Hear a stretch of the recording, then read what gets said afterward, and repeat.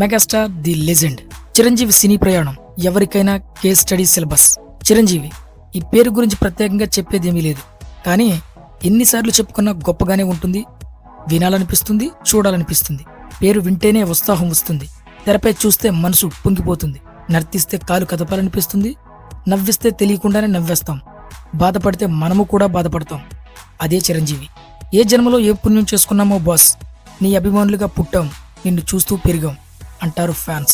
చిరంజీవి సంపాదించుకున్నది ఎవరికి దక్కని ఈ అభిమానమే.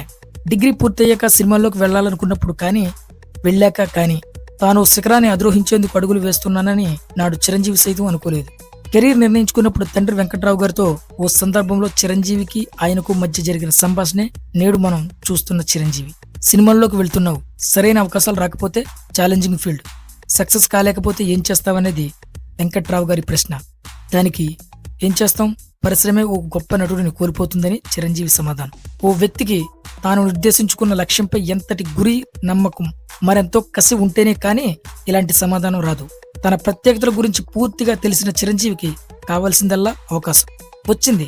తనకు తానే తనను ఓ శిల్పంలో చిక్కుకున్నారు. నేడు ఎందరికో ఆదర్శమయ్యారు, మార్గదర్శిగా నిలిచారు.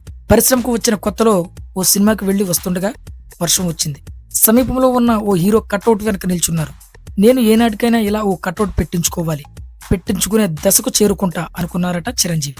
మరోసారి ఇంటి ఓనర్ భార్య మాటతో సినిమా ప్రీమియర్ షోకి వెళ్లి కూర్చుంటే అప్పటికే పేరున్న హీరో చేసిన అవమానం, ఎప్పటికైనా ఇండస్ట్రీ నెంబర్ 1 హీరోనవుతా అనే కసిని రగిలిందట. మరోసారి మద్రాసులో కొందరి దగ్గరికి సాయంత్రం సమయంలో సరదాగా వెళ్తే హీరో అవుతావా అని చులకన మాటలు కూడా ఆయనలో పట్టుదల రగిలించాయి.